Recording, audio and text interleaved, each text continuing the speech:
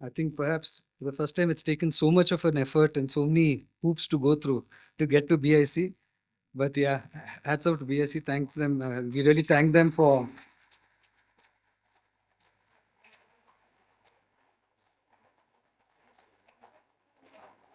allowing us to have this event over here. We're deeply grateful to them. There's a short introduction that we have written. It's something. It's really a collective process, and we thought we'd read this out to you before we get into this book discussion today. It's titled Umar Khalid, A Prisoner of Conscience. Dear friends, welcome to this discussion on the book Umar Khalid and His World, an Anthology, edited by Anirban Bhattacharya, Vanujyoti Lahiri, Shudabrata Sen Gupta. They will be reading excerpts from the book, followed by a discussion with panelists Janki Nair, Ramchandra Goa, and Prakash Raj. This will be moderated by Arvind Narayan.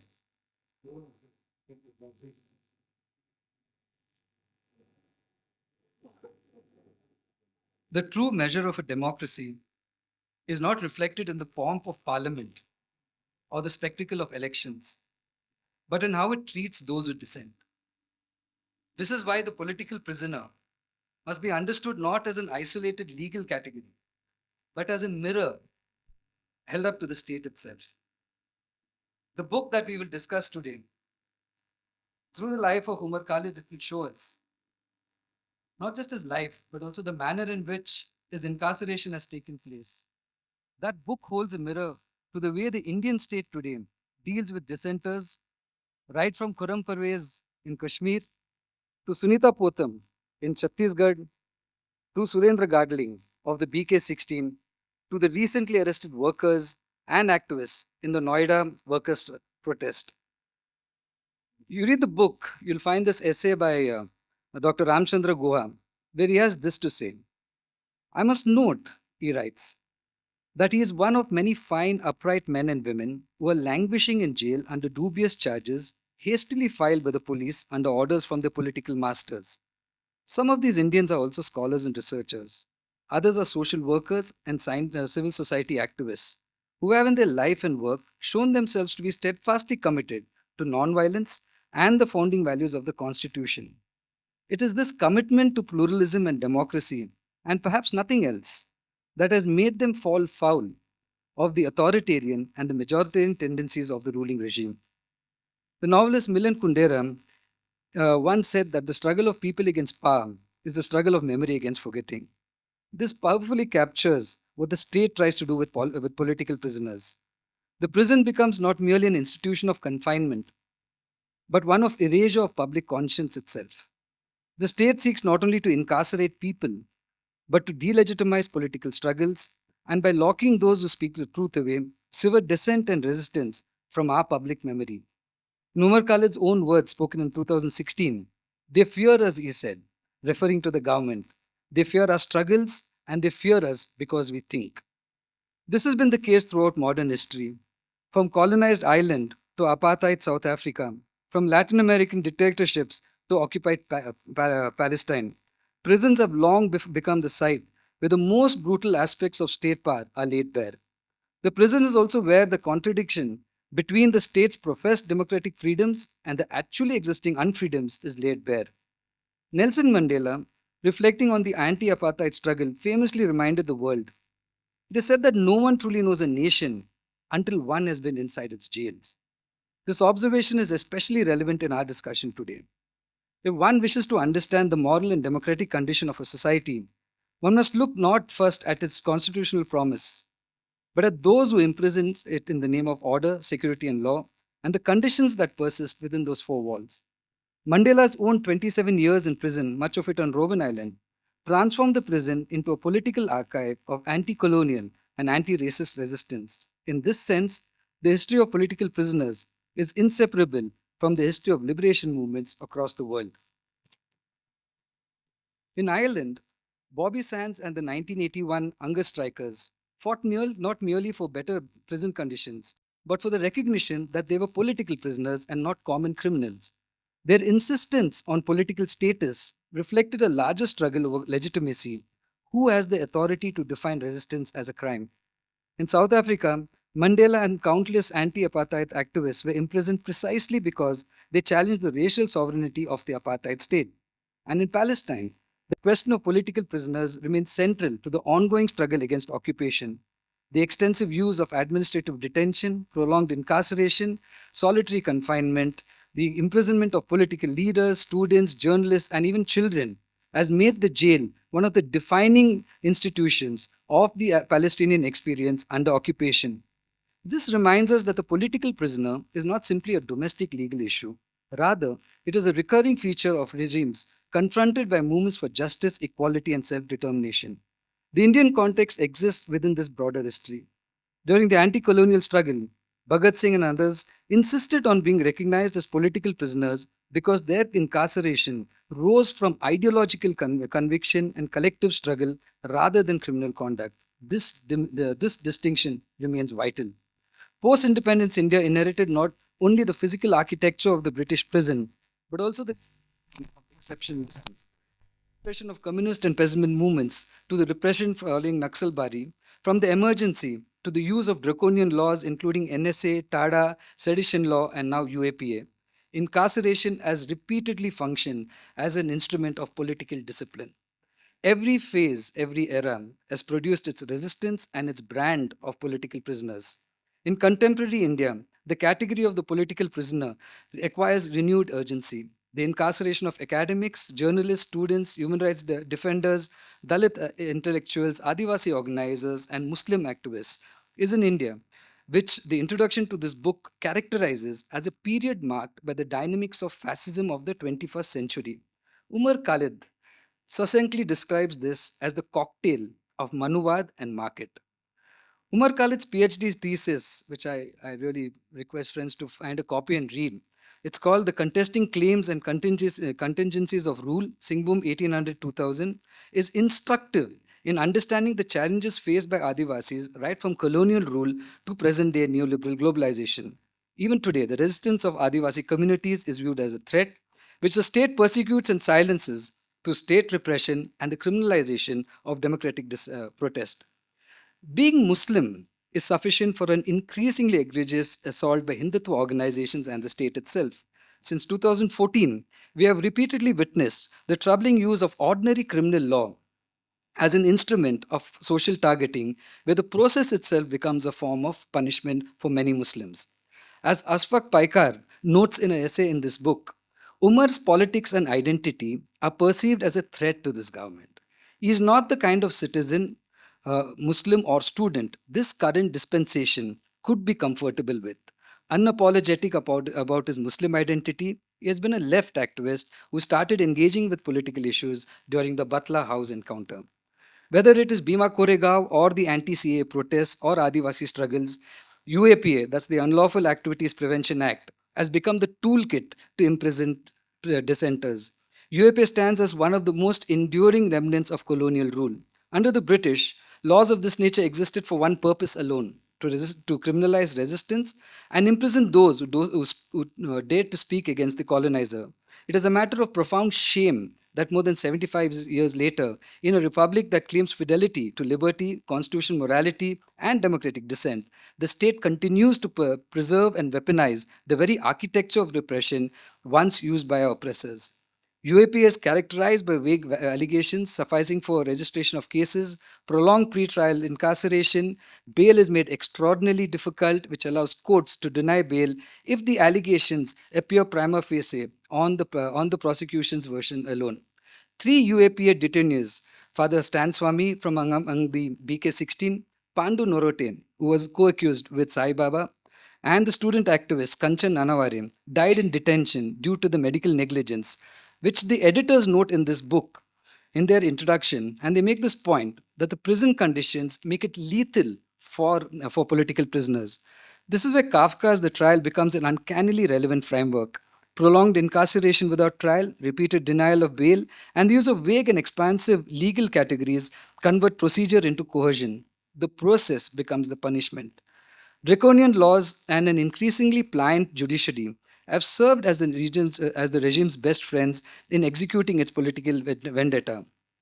Given that the cases that have been foisted have scant or false evidence and will all probability not withstand legal scrutiny, the rule book of the state has been to make the process the punishment. This we have seen in the case of Umar Khalid, where the Supreme Court itself abdicates its duty to protect civil liberties.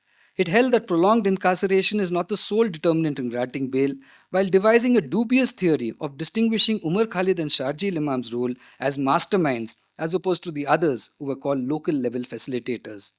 Here one must remember Babasaheb Ambedkar's conception of constitutional morality. It actually becomes indispensable. Ambedkar insisted that democracy cannot survive merely as an institutional arrangement. It requires a public ethic grounded in liberty, equality, fraternity, and what he called the public conscience. They will try to erase our public conscience by imprisoning our best, but we must not let them. When dissent itself is criminalized, when critique is interpreted as conspiracy, when protest is recast as terrorism, we are compelled to ask whether constitutional morality itself is under siege. The question of political prisoners is therefore at its core a constitutional question, since a democracy, secure in itself, does not fear dissent. So when a state increasingly turns to prison as a response to critique, it reveals not strength but a crisis of its legitimacy. So why was Umar Khalid imprisoned after all? Bobby Sands, the Irish revolutionary, once said, one of my favorite quotes: "Our revenge will be the laughter of our children." One always goes back to this statement, a slogan of defiance for sure, but also a deeply philosophical and political understanding of dissent and resistance. The political prisoner does not endure incarceration only as an individual. The struggle is directed towards a future beyond the prison walls, towards a society in which freedom, dignity, and justice are no longer criminalized. A brighter future will emerge from the resistance of Umar Khalid and so many others. No struggle goes in vain. On 5th of January 2026, the Supreme Court denied bail to Umar and Sharjeel Imam while granting bail to Gulfisha and others. At that time, Justice Sudhanshu Dhulia made this statement. He said, "As a citizen, and like many other people, I too had hoped that they would get bail.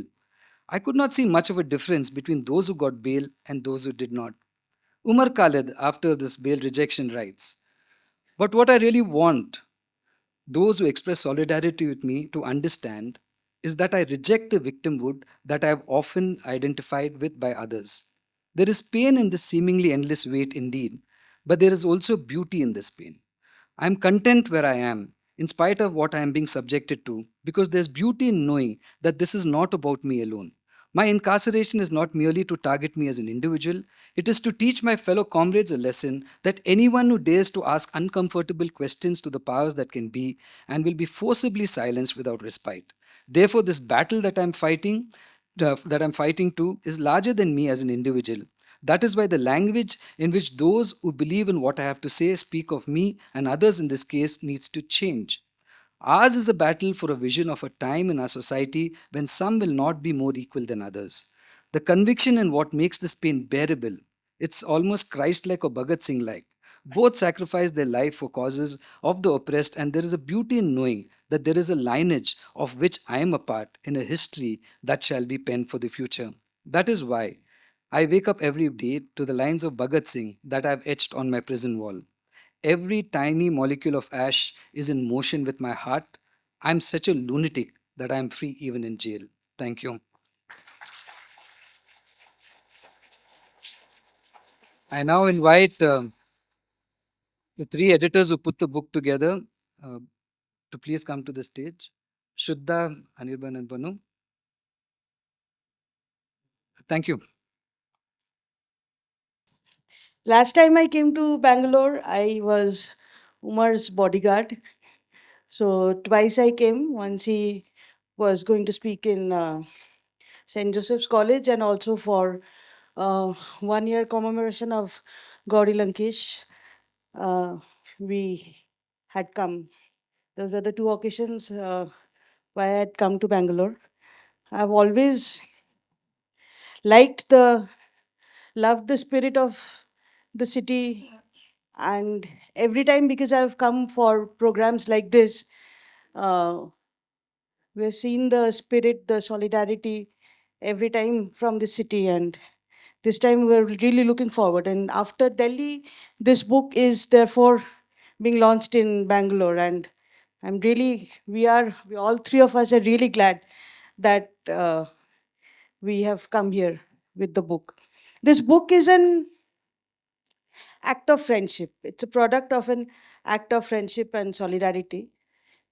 It started because the concept of the book was when we wanted to compile the articles that Umar Khalid has written from jail. Uh, 9 articles in total written from jail.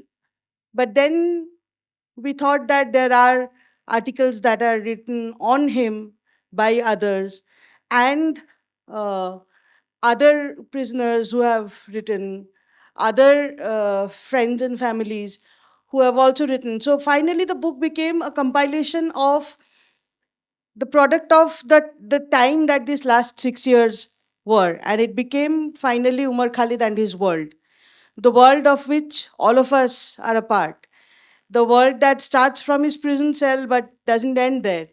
It's the world that goes beyond. And all of us who are fighting for justice, for our constitution, for liberty, for equality, we all are a part of that world. And in the last 6 years, how that world has evolved, how that world has shaped him, and how that world has shaped all of us. This is what we tried to capture in this book. So, 337 pages, 64 authors, 12 articles by Umar, 9 of which are written from prison. And all of us, that our reflections, this is what this book is. I just hope that uh, you all will read and let us know what do you feel about it. We were told that we just have to read a few sections from the book itself, and then the main discussion will be done by the panel. Thankfully, we don't have to discuss. So, should we go with the reading? Should we go ahead with the reading? Okay. So, should I start? You start.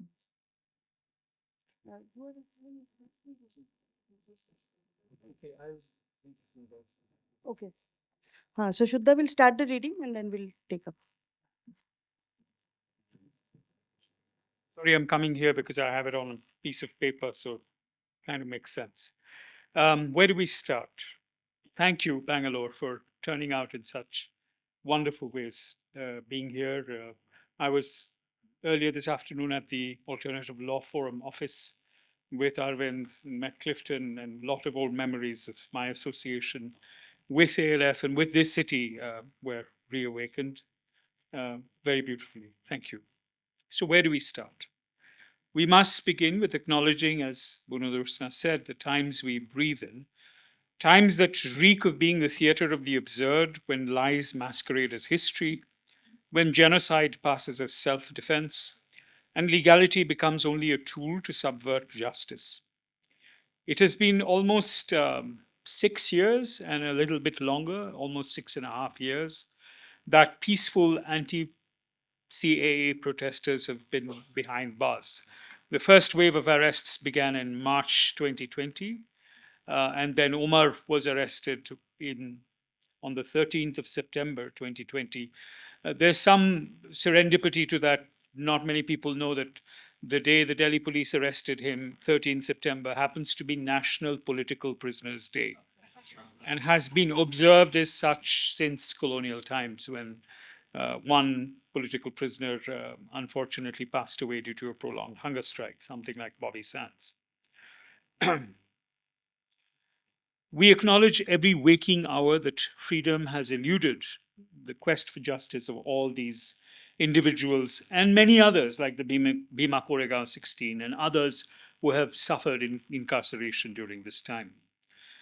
We must acknowledge, as editors of this book, the public prosecutor for maintaining a straight face while arguing one of the most untenable cases, wherein he interpreted silences and whispers, wherein he criminalized democratic dialogue and blurred the lines between terrorist and political activity.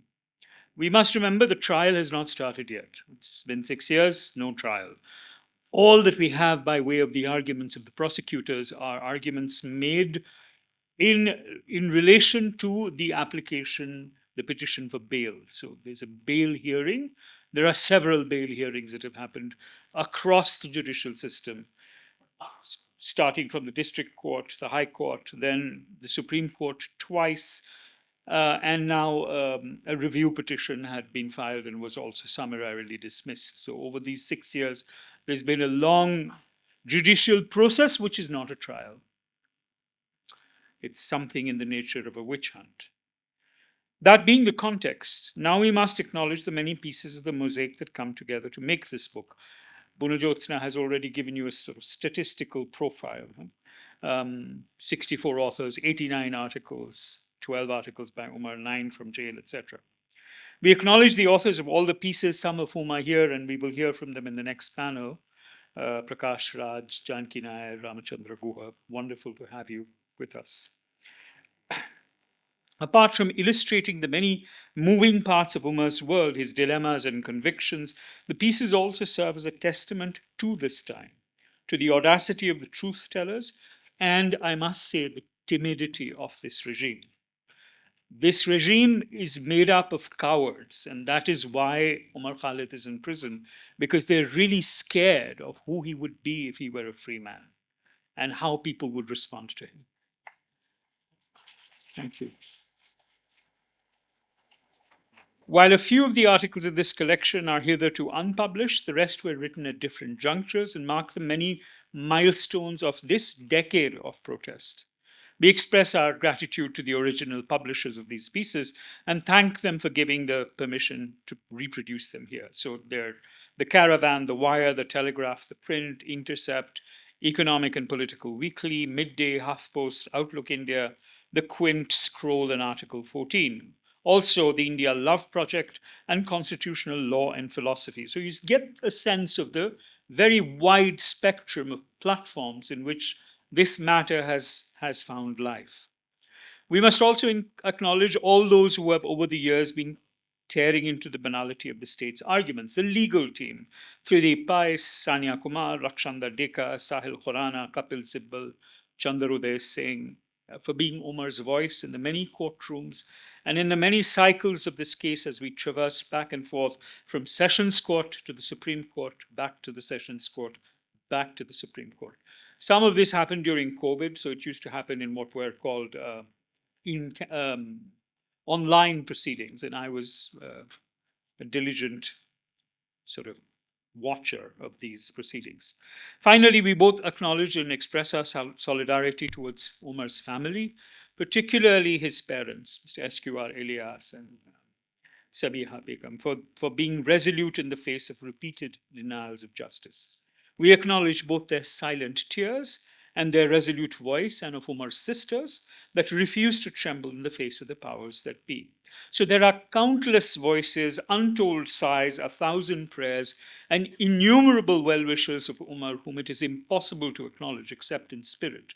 The book, in fact, is an attempt to reach out to them and also expand the circle so as to engage as many of them in our conversation. That's why we have so many copies of the book outside, so that each of you could take one home, share it with your friends, with your family, so that this circle keeps expanding.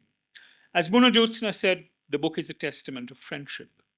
By holding it in your hands, by reading it, by purchasing, borrowing, or stealing it for yourself or for a friend, you're currently enlarging the circle of associates of a thoughtful young man held hostage, captive, prisoner since 13 September 2020. That man is Dr. Omar Khalid. He's a historian, a prisoner of conscience, and under trial, a friend, a beloved, a brother, a son, a comrade. He's a very argumentative Indian who loves cricket, bad puns, children, Italian food, and nothing more than to talk late into the night about anything and everything. Those of us, we are his friends, and we sometimes have said, "Bas karo yaar, Omar."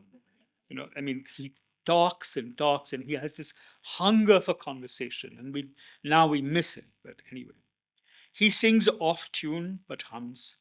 He dances badly but dances. He reads murder mysteries. There's a wonderful list of his latest reading outside, which is quite instructive. And once dreamt of being a national level cricket player. He gets carried away when he speaks sometimes. He has a low staccato voice that listens before it speaks. He's our friend, and now he's waiting for you to read this book, become his friend, his advocate, each one of you. Since he was arrested for almost the entirety of the past several years, Omar Khalid has had no control over his time, no liberty of movement and action, except for brief 7-day or week, 10 days long spells of highly conditional bail in order to be able to attend weddings and family functions. And he has been unable to freely associate with his friends, comrades, and well-wishers. He has not been able to pursue either his scholarly research nor been able to take up gainful employment. He has been a captive in body, though not in spirit. Through cold wave, heat wave, monsoon, autumn, spring, or summer, Omar remains in prison, still awaiting trial. He was arrested, and I want to say this categorically, on entirely false charges because he spoke the truth and called out a discriminatory, unconstitutional amendment to the Indian citizenship laws for being what it was. These conditions are dispiriting, not just to Umar, but also to many of us. And yet, each time we meet Umar, he urges us not to lose hope, to keep our spirits high, and to let him know what is happening in the big world outside the gates of Tihar prison. It is partly to live up to those expectations that Umar has of us, of not giving up, that we, 3 friends of Umar, are putting this book together. It gives shape and form to many of the conversations that we have with Umar and between ourselves, and to some of the conversations that we cannot have with him. Because we always meet him on one end of an old-fashioned telephone across the shut, greased glass window in the Mulaqat room of jail number 2 in Tihar. Partly, this book also emerges from our habit of gathering books for Omar to read while he is inside, because the one thing he has more than us is time. Partly, it is also to see his incarceration as a lens through which we attempt to understand the time that we're all living through, marked by the dynamic of a fascism of the 21st century with distinctly Indian characteristics. So what do we mean by this fascism of the 21st century? Umar and others like him are in prison primarily because they directly challenge the project of a populist, xenophobic, right-wing, culturally majoritarian, authoritarian, statist disruption of democracy that seeks to foreclose and inhibit an inclusive, open, secular space for an evolving dialogue about the future of Indian society. This contest between 2 visions of the future is central to the long process of churning that is currently underway in India. The fate of Omar Khalid is a detail in the mosaic of this reality. On one side are the champions of Hindu supremacy that need even citizenship to be qualified by an implicit hierarchy of religious identities with Hindus on top. This is a decadent but brutally powerful social phenomenon backed by corporate patronage that seeks to wield disparate social groups under an overarching Hindu umbrella. It is not without its internal contradictions, but its claim to consensus is often bolstered by a pliant media and commentariat that homogenizes everything under its radar. It is propped up by an elaborate network of social contact and shared privileges, and finds its energy through a magnification of hatred and negativity that allows some of even the poor and the deprived amongst the majority it seeks to harness to experience momentary surges of dominance over even more marginal and minority communities. It worships the state, the machismo of leaders, weapons, and is always on the lookout for fights, for skirmishes, for victims. And yet, it plays the victim when it suits it. I think you see a little bit of that spectacle outside on the road. It plays the victim when it suits it, performing a charade of the abject Hindu, biding his time to take revenge for fantasies of historic persecution. It is the little man playing at the big bully, pretending to be the little man. This, we could say, is a portrait of 21st century fascism with Indian characteristics. Opposing this formation are the partisans of the vision of the future that is open, democratic, has space for everyone, including minorities of all kinds. Here, by space, what is meant is that minorities, be they of religion, caste, ethnicity, language, gender, or sexuality, find room to build a capacity to express themselves and flourish in non repressive, non sectarian ways. In the specifically Muslim context, it meant something remarkable, and we need to note it. The weakening of the hegemony of a traditional, clerical, sometimes misogynist, patriarchal formation, including by those who have been patronized by the so called secular political parties in order to cultivate what they thought was a Muslim vote bank. And the open assertion of power and confidence by young, educated, articulate, subaltern Muslim women. Shaheen Bagh brought this Muslim woman, relegated otherwise to the margins of society, politics, and culture, especially in North India, to the center stage. And although Omar is undoubtedly a man, it was these women and their grandmothers whom he was listening to. The Shaheen Bagh moment seemed to be able to wrest the narrative, even momentarily, away from the continuing identitarian reworking of politics, society, and culture that Hindutva proposes. Instead, for the first time in several decades, that narrative seemed to be upstaged by the reiteration of a citizen centered insistence on the constitutional values of liberty, equality, and fraternity that Dr. Ambedkar had foregrounded. The Shaheen Bagh moment may have faced a momentary lull when anti Muslim pogroms precipitated an orgy of violence in February 2020, triggered, in fact, by direct challenge from informal stormtroopers of Hindutva to the continued sit in of Muslim women and their allies in different parts of Delhi. And it's an irony that the people who did that whole Goli Maro Salo Ko kind of speech making, people like Yati Narsinghanan Saraswati, character whom I think you don't know too well here, but we know him well in North India, where he directly called for, and the Hindi word he used was Jan Sanhar, we need genocide. These are open calls for genocide that were made on the streets of Delhi. This particular one was in Jantar Mantar shortly after the sit-in at Shaheen Bagh started. In 2020, the year that Khalid was arrested under UAPA, 1,321 people, including 5 juveniles, were also arrested under UAPA. In 2021, 814 more people were arrested under UAPA. UAPA arrests in 2022 amounted to 1,005 individuals. Exact figures for the total number of people arrested under UAPA in 2023 and 2024 are not yet publicly available. There's this National Crime Records Bureau website that actually lists people under different sections. They've not yet updated 23, 24, 25. But they're likely to be substantial.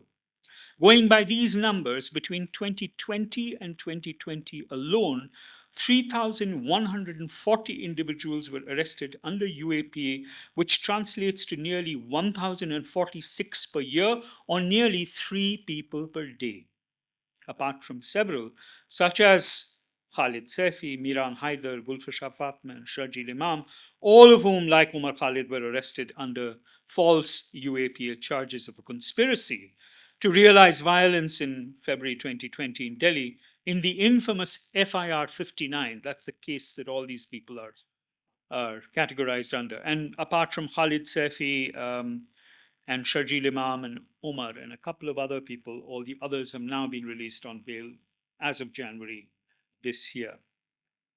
So who are they? They also include the Bhima Koregaon 16, journalists, activists, teachers, lawyers, artists, and a Jesuit priest. Arvind Clifton already spoke about the 3 people who actually passed away during this period, which means that, prison had lethal consequences. G.N. Sai Baba also succumbed to failing health, which was disallowed proper treatment in jail despite him living with 90% disability. He passed away shortly after he was released. Among the thousands arrested between 2020 and 2024, this is when Omar is arrested, were a minor attending a funeral march, a geography professor once had supervised a quarantine center at the height of COVID-19, 7 students celebrating after the telecast of a cricket match, an activist who was filmed discussing Mahatma Gandhi's principles of ahimsa days before deadly riots that authorities said he had a hand in took place. They also include 16 journalists picked up for doing their job. The number of people on whom UAPA charges have been applied overlap with some, but do not include many others arrested under the now lapsed but replaced by much tougher law charge of sedition, wounding religious sentiments and feelings, often used to target those who are victims of majoritarian aggression, disturbing the peace or public order, and damage or threatening to damage public property, all of which have been used to harass dissenters and activists on different occasions. And the situation is such that, following from what Arvind Narayan has actually eloquently written, we could really argue that we are living under conditions of what Arvind has called an undeclared emergency. If one combines the unnaturally high rates of incarceration of political prisoners through preventive detention laws, the willingness to use brutal force to contain every protest in the name of law and order. We've just seen it happen again in Noida, where workers protesting for a rise in their minimum wage were beaten brutally. And again, some 7 people have been arrested. There are actually many more have been arrested. 7 is what we know the names of. And the harassment of political opponents, the use of surveillance by infiltrating software into devices and so on, and the use of the ED and CBI, and the persistent cultivation of a cult of personality of the supreme leader, including giving airtime to his claim of quasi-divine, non-biological status, means that the merely undeclared nature of this emergency cannot conceal its true nature. And what is even more worrying is the fact that we are living in a media universe where these realities are normalized. It's as if it's business as usual. It's not normal. We are not living in a normal time. The Code of Criminal Procedure was decolonized recently to give way to something called Bharatiya Nyaya Samhita, and it has instituted even more repressive conditions. So the charge of sedition has been replaced in word, but in substance, it's now become even a thought crime because people can be picked up on suspicion of feelings that they harbor, no evidence required, right? So the feelings can be investigated later under the Bharatiya Nyaya Sanhita. Omar Khalid is too young a man to be offered a fest shift, and we were very clear this is not a fest shift. He has his life's work ahead of him. Maybe he will get a fest shift one day. And we know that because of his life's work, the attempt to create a just, equal, diverse, peaceful, and open society in this part of the world, where majorities and minorities of all kinds can live in freedom and with dignities and ambition we share. And crucial in this is the idea that citizenship is a work in progress. And this was the clear lesson of Shaheen Bagh. Citizenship is not something that is frozen on a particular date when you either came this side or that side of a border. Citizenship is something you create by your participation in society as a citizen. And that's the future that I hope that all of you sitting here share with us. Umar Khalid is not alone in prison. We want him to come out so that there's a future apart from the fest trip in which he can still play cricket and write history, including of this difficult time. There are many others like him who are still in prison or who have spent long periods of time in prison.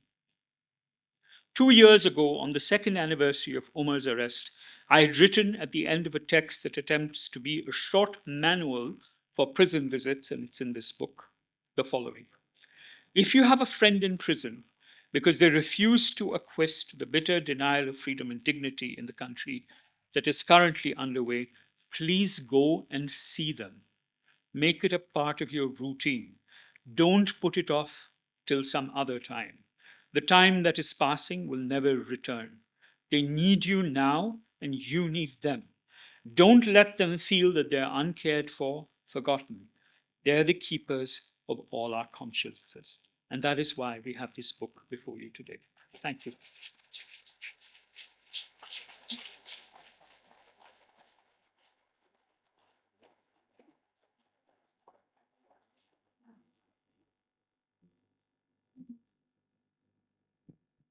Thank you, Shuddha. Uh, how much time do we have, Arvind, now? Okay. We'll try to. Uh, so I will read a piece from the book. It's a conversation that I had with Umar Khalid, with Umar. Uh, it's called A Conversation with Umar Khalid That Burned Me. The time allotted for the weekly video call in Tihar Central Jail is just 15 minutes. And you don't talk about the weather with such time constraints, or do you? How about when the country's north is entrapped in a heat wave that has started to hunt lives? When the dry, deforested, deserted planet and its toxified climate are hitting back at us with one of the most morbid and cruel heat waves, then weather does become a pertinent issue of conversation, even concern. I inquired about the heat situation inside the prison from Umar with the same helplessness and apprehension as I had inquired about the COVID situation 2 years ago. He grinned as usual. I've never faced anything like this, he said, almost chuckling. His grin becomes intolerable in such situations. I get angry and he seems to enjoy that. No, seriously, this is my fourth summer in prison. This was written 2 years back. This is my fourth summer in prison, but the heat this time is unbearable. I've never witnessed anything like this in my life. In fact, older inmates say they haven't ever experienced such heat wave, he said. That is the prison conditions of Tihar in Delhi and the heat wave that is severely affecting young and old inmates. The convicts, the under trials, the implicated, or the falsely accused are all languishing right now in the heat along with their unfreedom. It's the same cruel condition that is slowly burning lives within prison walls. Umar continued. Since our cells are open in the front with bars, waves of hot wind keep whiplashing inside. We try to put up sheets, cover the bars, but that's hardly a cover. And you expect the heat in the daytime, but at night, when the weather doesn't change even after sundown, it almost feels like a betrayal. And he grinned again. The ceiling is so high that the fan almost has a perfunctory presence, and they don't allow us to use coolers. They let us use blankets and quilts in winter, but no coolers in summer, not even in this heat. But then the great Indian jugaad happens. I keep sprinkling water on the sheet that hangs on the bars, on my bed, on the floor, literally everywhere. My chakki, that is the cell, often becomes wet and muddy. But the water dries up quickly, much quicker than you can imagine. But with this water therapy, sometimes runs dry when there's a water crisis. He casually added. I now treat the most uncomfortable part of the conversation. Are people falling sick? Yes, he said. People around me are falling sick. They are suffering from various ailments, especially the older people. In fact, one person also died, an old man. He dropped dead, possibly because of the heat. I'm not sure, no one is, but everyone suspects it's the heat that killed him. I can feel my anxiety rising, but I try to calm down. Are you all right? Do you feel any discomfort? I was feeling cramps in my legs yesterday. All of us are drowsy throughout the day because we hardly get any sleep these days. That's all for now, he said calmly. Umar, please keep drinking plenty of water, but also go to the OPD and tell the doctor about the cramps. Your sodium potassium level might have got imbalanced. I try to hide my panic and my anger and my frustration and my helplessness. Yet again, you need to see a doctor and also get on record your discomforts. This heat indeed is unprecedented, I said. I had read on the news that bats are dropping dead from trees. Yes, earlier there used to be a lot of birds that came to our prison premises. The early mornings were filled with their chirpings. Birds hardly come these days since the heat wave started. I wonder what has happened to them, he said.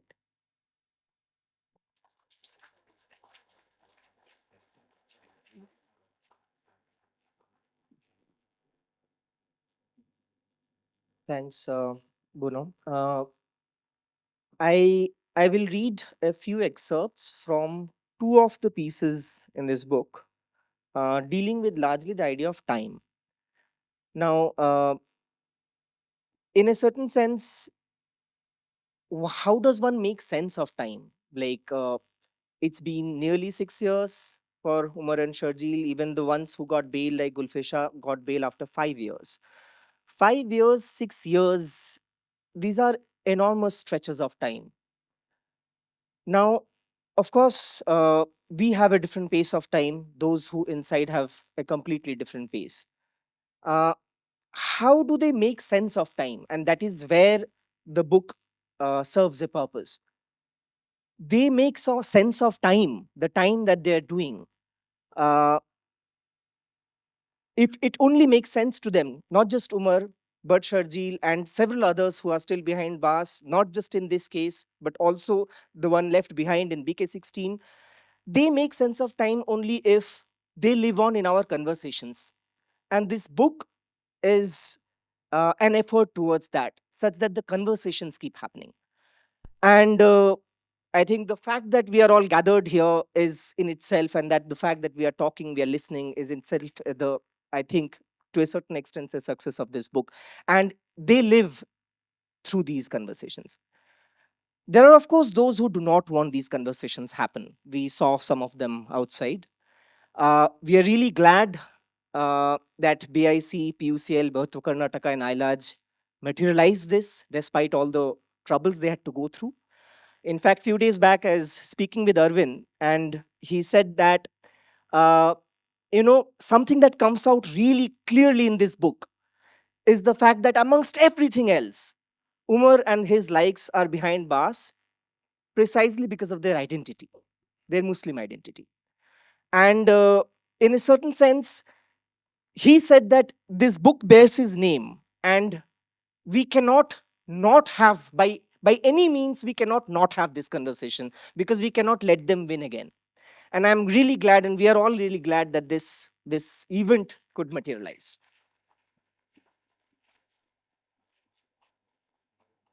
About about time, I'll first read a couple of paragraphs written by me and my partner Ashwati. In fact, just a month after Umar's arrest. Um, I'll just read two paragraphs where we write that, "Dear Umar, we are aware that any letter written to you will be pried into by several pairs of eyes. But then there is nothing that we can't talk about that isn't fit to be shared by other people. Hence, this open letter. The gatekeepers are welcome to join. We only hope this reaches you in due time. Time. You are probably settling into a parallel routine of time, a slow and sluggish one. It has already been more than a month.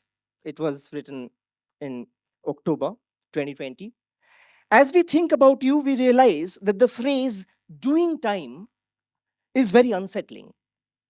Even after all the reformatory thinking that has gone into the idea of prisons in the last century or so, this appears to be the piteous expression of what one effectively does in jail. One does time, after all. However, it's not so much the length of time that irks us, at least not yet. But that is because this is a witch hunt that had been unfolding for some time now. We all knew that this was coming. Now, like I mentioned, this is written a month after. And there is another piece that I tried to put together. It's in the section called Mulakat, and it has several people who have written. In fact, Shuddha also wrote read from this section on Mulakat. And this is 4 years down the line. It is the arid sameness of the desert that makes it difficult to navigate for a lost traveler. There is no reference point. It's the same for the people who have been in jail for a while. One loses precision in pinpointing time. That's what my friend Umar Khalid said during one of our jail mulakats. It has been almost 4 years since he was put behind bars. When I thought about it on my way back from Tihar, I could sense more clearly what he meant. How do we refer to time? We say the day before we met last week, or the week after she moved to Hyderabad. That's how we make timelines. We have different timelines with different sets of people, with family, with office colleagues, with college friends, We all operate in different timelines. We have many points of reference to orient our lives as they are in constant motion. But in jail, Umar said, after a point, time becomes a lump, a blur. That's what the jail's routine, monotony, and listlessness does. So when one of the inmates returned after his 2 week parole, Umar ended up asking, "How come you're back? It has hardly been a week." In jail, one starts to develop a different relation with time. The measure of time is no longer days, not even weeks or months. Instead, Umar often refers to seasons. Last winter, I wanted to only read fiction, he would say, or this summer is worse in terms of heat, like we heard. In 2020, when he was sent behind bars, my biggest concern was his restlessness. We knew him as someone whose association with time was from minute to minute. He always had plans. Let's meet with him.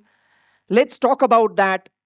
Be it an atrocity on Dalits in Tamil Nadu or a case of harassment in the name of love jihad, an Islamophobic comment in Europe, or a sanitation workers' strike on campus, we knew him as someone who wanted to speak up about every indignation. Often there wouldn't be enough hours to accommodate all his demands and restlessness. Well, that's what Umar is. He would do whatever he could, share messages, voice his indignation, write, or protest against injustice. That sounds like the actions of an ideal citizen, a passionate youth.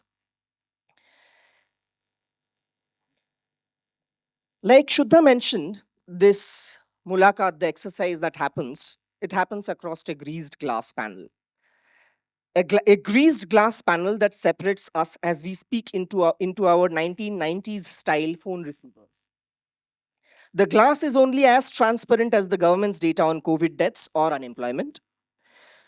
But through that murky pane, Umar tries to soak in as much information from the outside world as he can manage in a mulakat. This is the only instance in which he feels that time just rushes past. He also inquires about my parents' health, about what is worrying me, about other friends, about small joys and big frustrations. But mainly, he just loves to talk. He talks like he is losing breath, like he is trying to pack in as many words per minute as possible. One can sense his anguish at having so many pent-up thoughts, but no one in jail to share with. He talks about what he is reading, and he has read a lot, given that's the only thing he has in abundance, that's time. And he does not have distracting devices with which to fritter it away. He once gave me a lecture on quote unquote doom scrolling and laughed when I pointed out that he would be doing the same if he were not on the other side of the bus. As I was taking the long solitary walk back from the Mulakat room during my last visit to Umar, I suddenly realized that even 50 meters away, I was still wearing a smile, year to year. If someone can do that to you, even after nearly 4 years in jail and now 6, that is more powerful than the forces of lies and hate. I feel more relieved now that he has synced his clock of his, I feel more relieved now that he has synced the clock of his mind to the slow motion time of jail. But I also hope that Umar's restlessness never ceases. Thanks.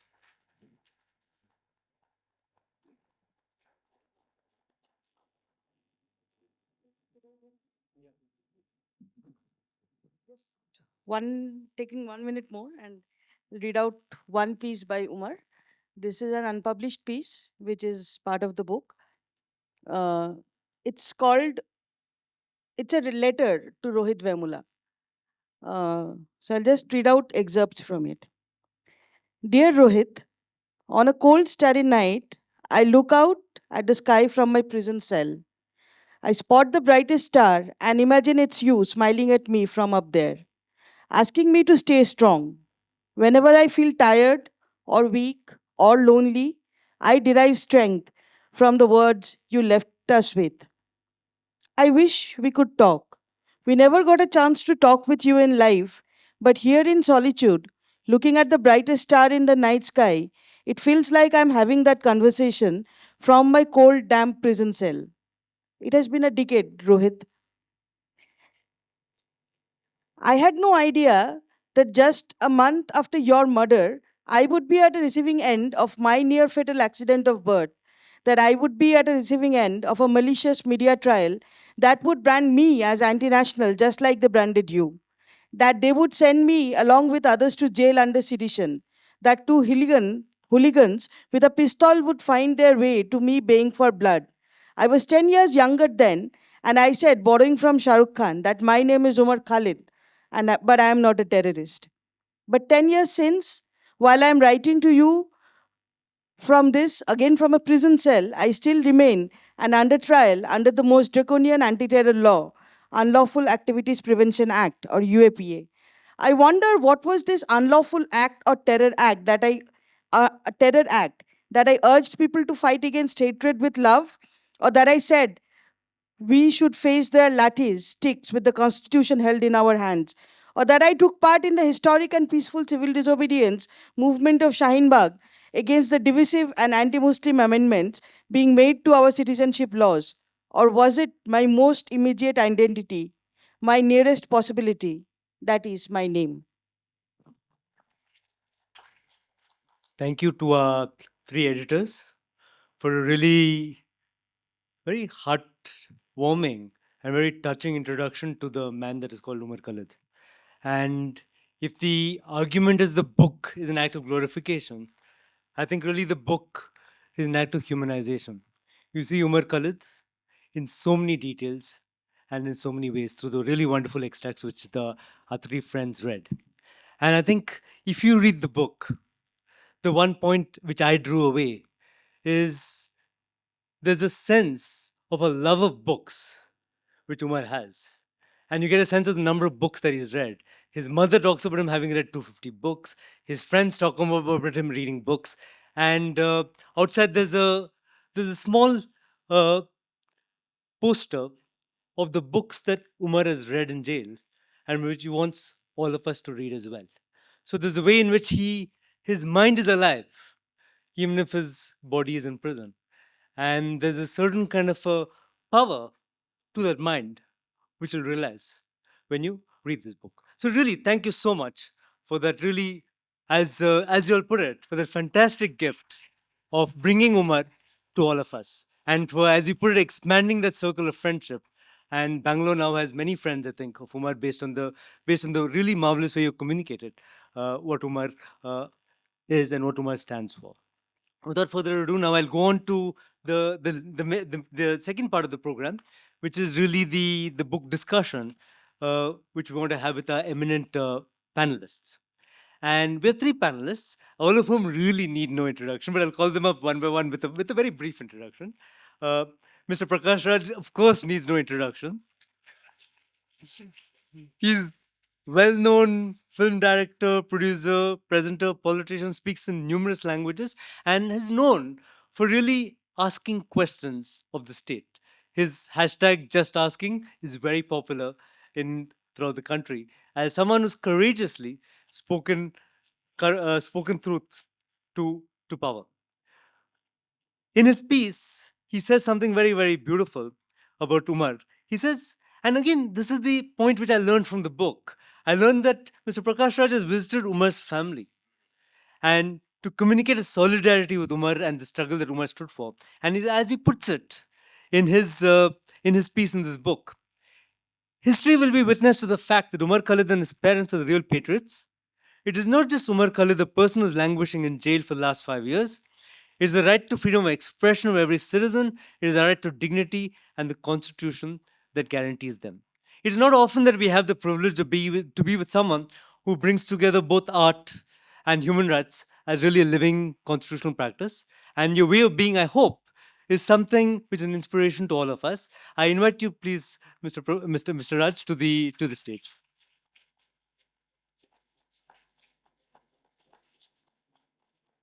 I will also thank you, please.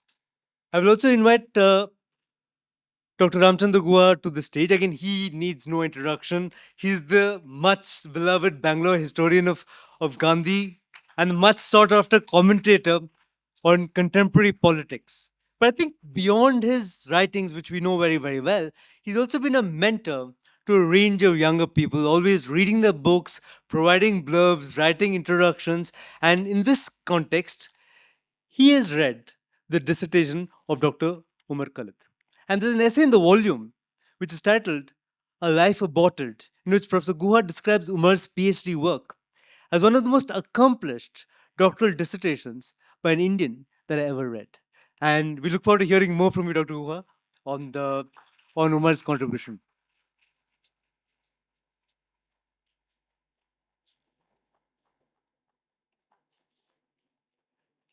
I'd also like to invite Dr. Janaki Nair, who's again a Bangalore-based, very well-known historian, author, researcher, newspaper columnist, and former professor at the JNU University. Again, for Bangaloreans, what is of great interest to us is a history of Bangalore titled The Promise of the Metropolis, Bangalore's 20th Century, as well as the Mysore Modern, Rethinking the Region Under Princely Rule. But Dr. Nair has the special privilege of knowing both Sharjeel Imam as well as Umar Khalid as a teacher. So, Janaki, without further ado, I invite you to the stage.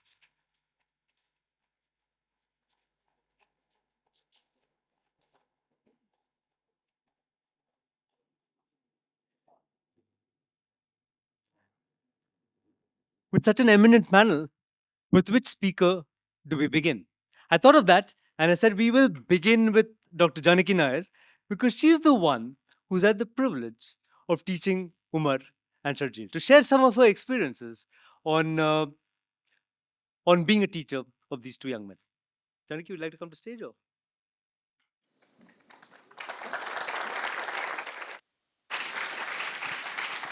Thank you so much, Arvind, for those very warm words of introduction. And thank you especially to those who have organized this event, to my fellow panelists, and to all those who have made it to this venue through great difficulty. We passed through 4 layers of police protection.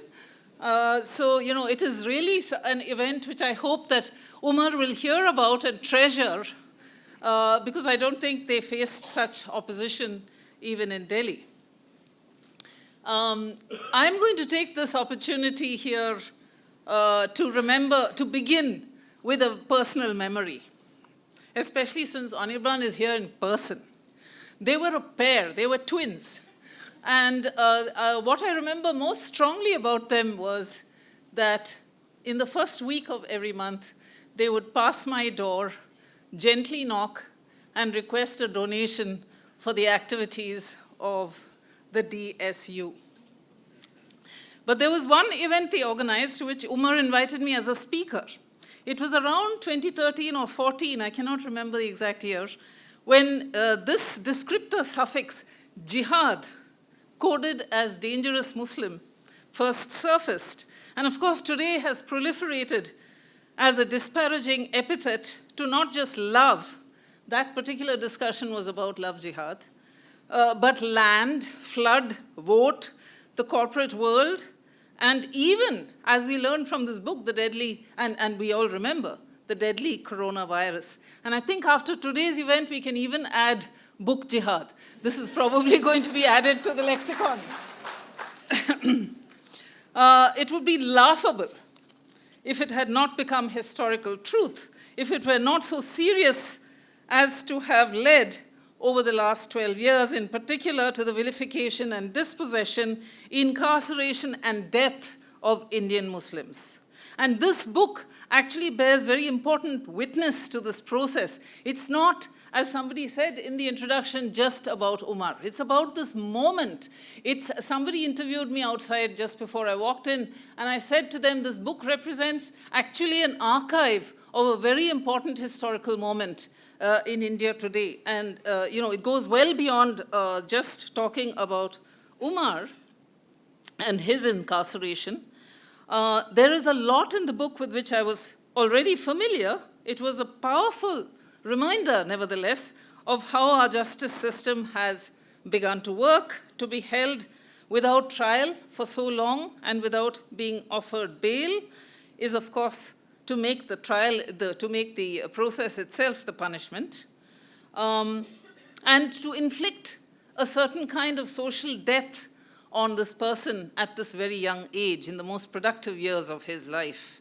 But it is why the book is an important testimony is, of course, that he has refused to die. He has actually been very creative and very productive, even behind bars. But he has also held up to us the mirror of what it is to be Muslim in India today, as do many of the pieces in this book. And above all, what are the new terms and truths that are being propagated and produced almost on an industrial scale. But I am going to use this opportunity given to me at this event to describe, to place in context, and you know how historians love to contextualize. I think those who are present here will bear me out. We love to provide the context, the greater context for any event or any micro event or any sort of process. And I would like to do that by talking about the university as a space for student politics, because let's recall, Umar was an MA student, an MPhil student, and a PhD student at JNU, which is a long period of time, almost 9 years or 10 years, I think, altogether. I would like to do this by focusing on the university that I knew best, which is JNU, where I was both a student and many decades later, a teacher. In its 50-year existence, it was a residential university with a difference. Both students and teachers played a larger than usual role in determining institutional life, and a genuine alternative to some aspects of life outside the university was imagined and sustained for half a century. I'm using the past tense because that's already in the past to some extent. For instance, female students had felt particularly safe and enjoyed greater freedom than on the streets of Delhi. JNU's GS Cash was hailed not just in India, but world over. But most importantly, the student movement introduced at least two momentous innovations.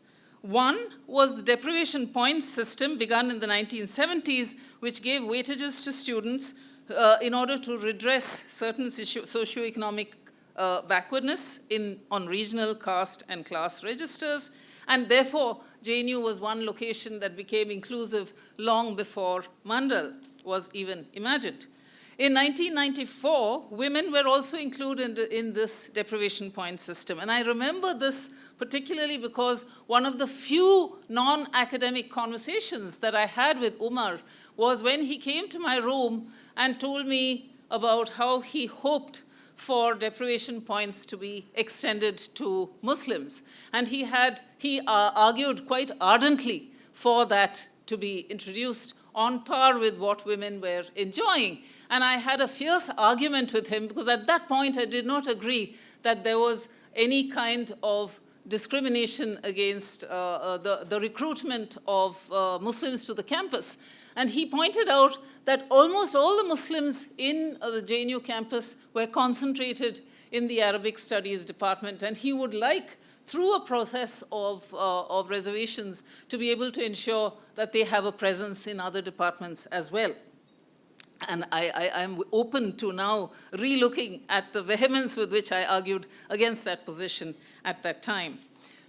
Secondly, uniquely in India, the students conducted student union elections with its own election commission, which encouraged debate and discussion between candidates rather than the use of money and muscle, as in the neighboring Delhi University.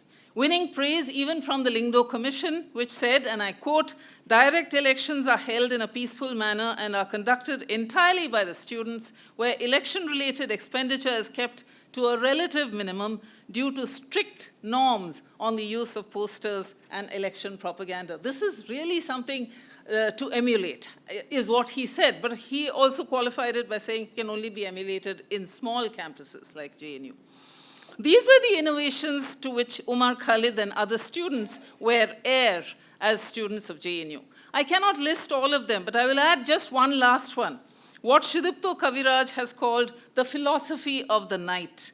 After 9 p.m., the dining halls were transformed into spaces for argument, debate, and discussion, ranging from national to international events and processes. And I think Shudho's piece in this book also refers to one such event. Am I correct, Shudho, that you have participated in yourself? And so many of us participated in the events. And they were usually organized by student organizations and by students themselves, Umar included.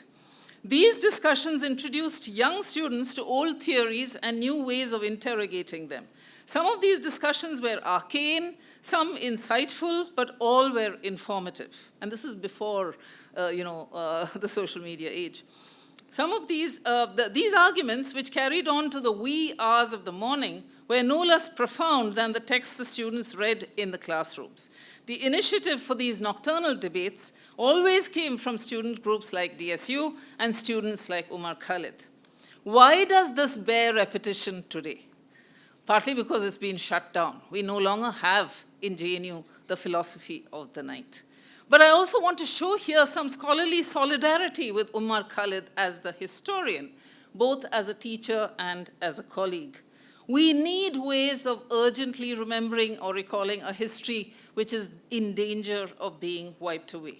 We hear endlessly, not only about Naxalism and its violence, but nothing at all about an Indian Marxism that has been a profound influence on India and also revealed an alternative visionary path both before and after independence.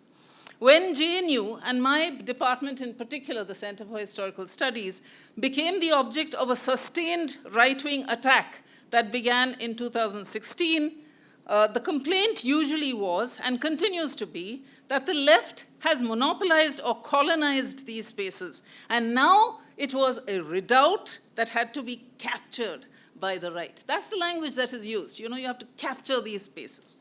I believe that we should frame the developments of the immediate post-independence decades in India quite differently. And here I would like to express some disagreement with the article, one of the articles that Umar has contributed to this book, which is called JNU is being destroyed so the geo model can succeed. And I would like to make two corrections to what he argues in that book. First of all, that the privatization of higher education did not begin with this current regime. And in fact, this state which we live in, Karnataka, was the pioneer way back in 1953 when it allowed the establishment of Manipal University. Secondly, JNU was the focus of attention, and this is important. Why was JNU and CHS in particular the focus of the attempt to dismantle and take over, as it were, the academic establishment? Because it was the model to emulate. It was an object of envy. And the goal of the takeover was to produce a right-wing version of the same university. That project has spectacularly failed over the last 12 years. JNU has been turned from a place of thinking into a place of worship.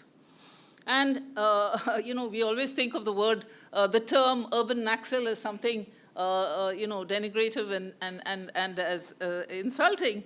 But I would like to think now that perhaps it is actually a backhanded compliment, because it is actually admiring the capacity for the left to produce people who actually think.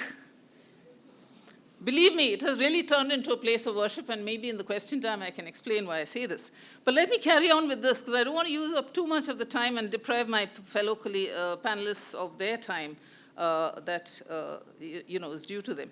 E.J. Hobsbawm, another well-known historian, wrote his book, The Age of Extremes, The Short Century Between 1914 and 1991, which documented the failure of state socialism, that is to say Soviet-style communism. He was a communist throughout his life, and his life in some ways encompassed the very century that he was describing. But also he documents the failure of capitalism as during the famous 1929 depression, and of course nationalism in the short 20th century as he defined it and as he witnessed it. He posed an important challenge to those who might believe that the enchantment with left-wing ideologies and experiments was infantile or misplaced or indeed an illegitimate capture. He says something which is extremely relevant to the theft of history that is currently underway in India today.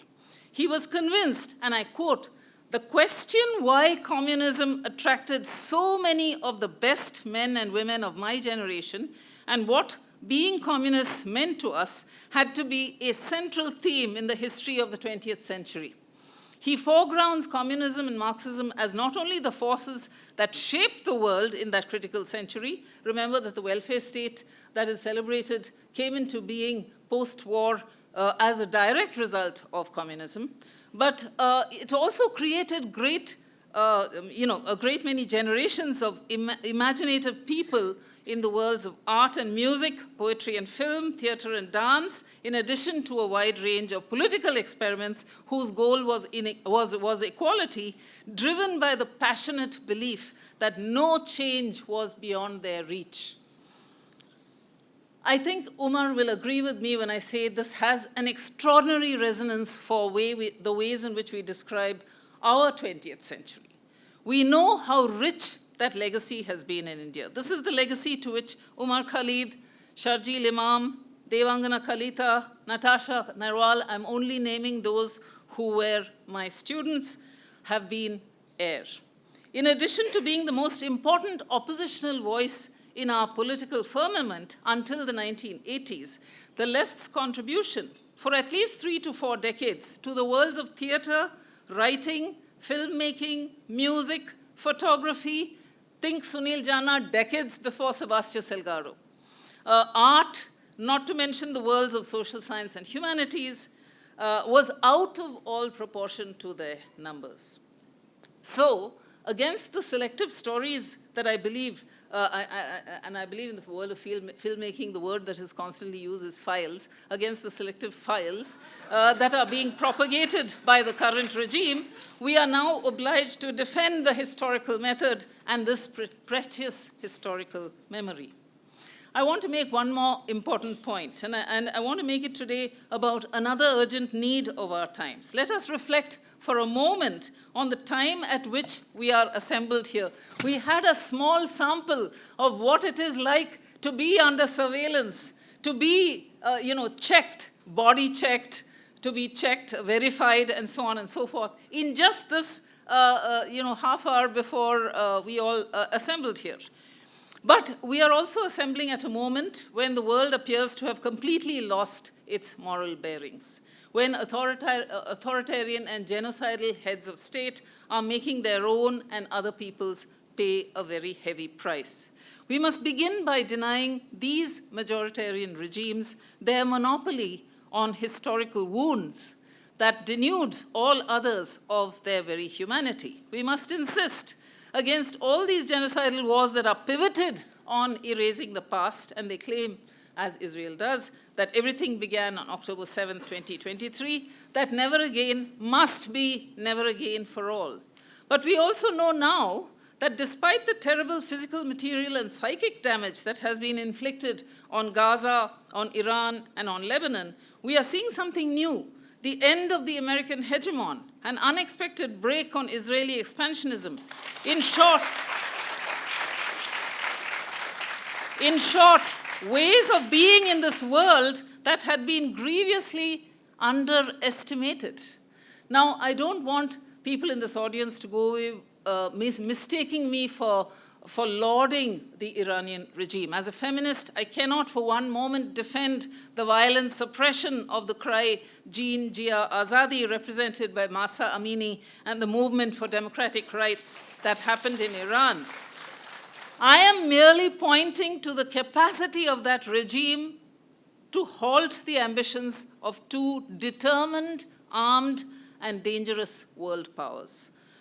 Let us come to India, because that's what we are here to talk about. We have to invert the ways in which we have been thinking of our current predicament as one that calls for a focus on the protection of minority rights alone. And I believe that Umar would be on my side in this question. And by the way, I'm not a contributor to this book. So maybe what I'm saying here is in some ways making up for my absence in the book. We need to think about and against the majoritarianism that has engulfed our lives. A majoritarianism that loves to hate and hates to love. A majoritarianism that bestows on me, as a result of the accident of birth, a privilege that I will refuse to exercise. And I fervently hope that this refusal will become a collective roar. A majoritarianism that is predicated on unitary principles that had been rejected at the moment of independence in favor of an ardently imagined Indian future of free and equal people empowered by that historic visionary document, the Constitution. We must reject any form of majoritarianism that excludes. We must refuse the impulse to become the mirror image of Pakistan. We must stand shoulder to shoulder with a different kind of majority. We can be loyal to an other Indian nation. We must support and extend what the Constitution has enabled, as many excellent books tell us, and I think Arvind may have a chance to talk about that when he talks, the building of a new majority. Let's build a new majority of those who have been oppressed, those who have been exploited, humiliated, dispossessed throughout our history, such as the very Adivasis about whom Umar Khalid has written. What, after all, did the anti-CAA protests and the women of Shaheen Bagh in particular teach us?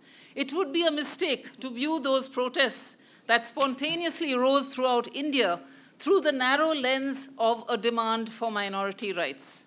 It taught us all over again the meaning of a people's republic, and I think that's what fascinated people like Umar and Sharjeel and all those who were, mesmerized by Shaheen Bagh.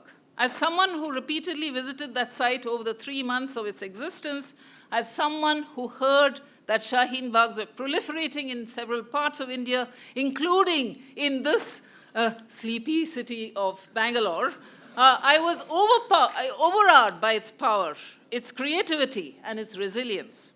Its mesmerizing effect was in teaching us that ordinary citizens can organize and sustain political protests without the aid of political parties. That was the biggest lesson of Shaheen Bagh, not the holding up of minority rights alone. It did so through art, song, poetry, theater, talks, and discussions that recalled the long heritage of mobilization via multiple languages throughout the Indian freedom movement, and indeed, as I mentioned slightly earlier, even in the efforts of the left in the decades between the 1930s and the 1980s. Such protests confuse and frustrate the moral vision of the ethno-nationalist majoritarians. The new India that must be built, as Partha Chatterjee has put it, must be nothing less than a national people's federation. The emphasis must be on a federation that recovers and protects once more the region, its multiplicity of languages, cultural and political forms, knowledge systems, as well as the region's varied demands and aspirations. This is especially true as we are witnessing, as we speak here today, what is being attempted in Bengal. Nothing less than the greatest electoral coup in post-independence India. Now, I'm so glad that I'm sharing a stage with Ram Guha, because he is a well-known and entrenched optimist, and I am a well-known pessimist. At the end of his majestic survey of post-independence Indian history, he concludes on, at least the older version of the book, Ram, correct me if I'm wrong, he concludes on a very positive note about the virtue of voting and the meanings that it has for Indian democracy. But we know that the electoral system has been completely debased in our times. And I know that he has written a fresh conclusion to the latest version of your book. Am I correct? So, but we do stand on two sides of the spectrum as far as how we see things happening in this country. Let me quote Chatterjee here. National security, and remember that it is in the name of national security that people like Umar, Khalid, and Sharjeel Imam have been forced to spend years in jail and have also been denied their bail repeatedly. National security, says Parthu Chatterjee, must mean, above all, the life and freedom of the people. In other words, the people cannot be expected to give up their freedoms for the sake of the health of the state. That is because the people have given birth to the state and not the state to the people. We must remember this. We need to remind ourselves of this and the kinds of deep commitments that the young people like Umar Khalid have had to this idea of a national people's federation. I might be putting words in his mouth, but I think he will forgive me for that. As historians, as citizens of this great Indian Republic, we must urgently remember, recall, and recreate these pasts. As historians, our work is cut out for us. We must begin the enormous task of historical literacy that will encourage the young who are for sure are quite unfamiliar with these pasts to build or rebuild the republic as it was imagined and forged in the decades since Indian independence, and which the Indian people have over the decades interpreted to their democratic advantage, as did the women of Shaheen Bagh. I don't entertain any illusions about the emancipatory potential of history, that is history with a capital H, as the story of our past, which may be exhausted capital today, especially since it has been debased by being associated or annexed to a project of majoritarian pride and vituperative exclusion. My task is far more modest. We must show that there were and are many ways of being Indian that do not conform to the hate-filled ethno-nationalism that pervades and suffuses our public life today.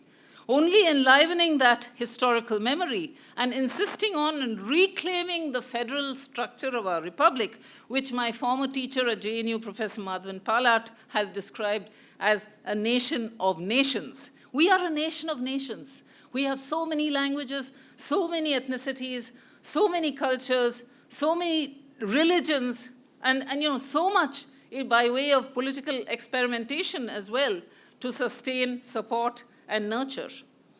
We have to reclaim that. Only that will give us the power to withstand the majoritarian impulse that threatens to bulldoze this brilliant achievement that is India and its democratic power.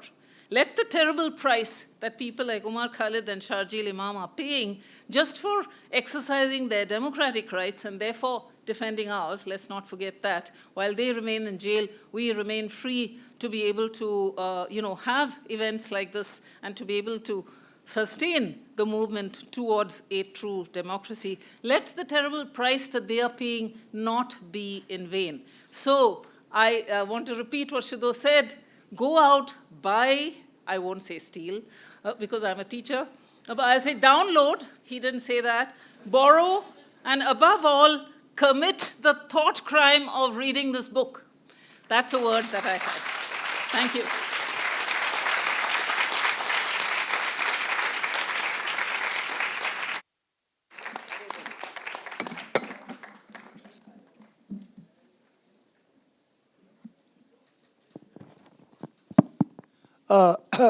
Before I begin, Arvind, no one introduced Arvind.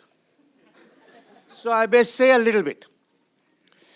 I first knew him as a young student at NLSUI.